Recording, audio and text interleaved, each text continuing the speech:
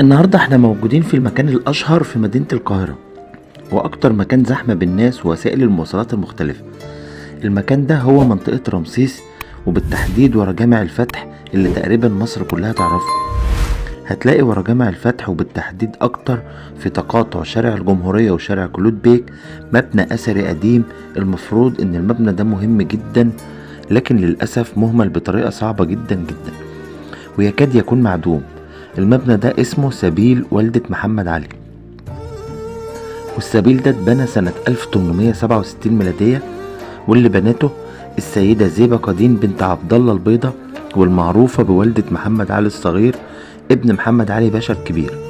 وكان صدق على روح ابنها الأمير محمد علي الصغير اللي توفى سنة 1861 ميلادية.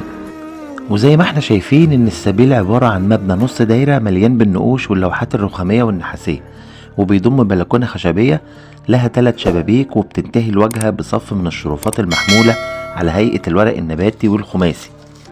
وكمان في على جوانب الشبابيك لوحتين مزخرفين بزخارف نباتية وهندسية، على شمالهم 8 أبيات شعرية، وعلى يمينهم لوحة تأسيسية عليها كتابات تركية من 8 سطور، ونقشت عليهم والدة محمد علي اسمه عرفانا منه ببره وإحسانه، وبتدعي إنها تنعم معاه بدعوات الخير والأجر.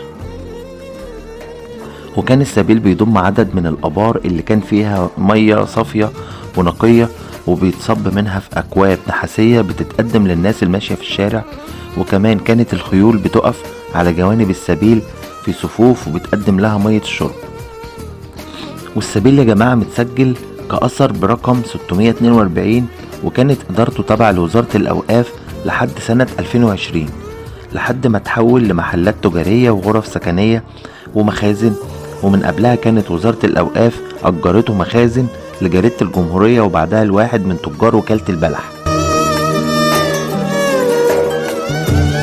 وبس كده، وهنا جولتنا بتكون خلصت في ميدان رمسيس بمدينة القاهرة.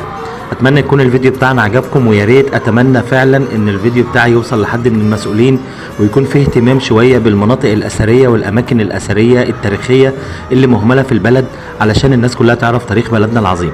يا ريت تكونوا استمتعتوا بالفيديو، وما تنسوش تدعموني باللايك الجميل والكومنت الرايق، وتشتركوا معايا في القناة وتفعلوا زر الجرس علشان يوصل لكم كل جديد. اشوفكم على خير في حكاية مكان.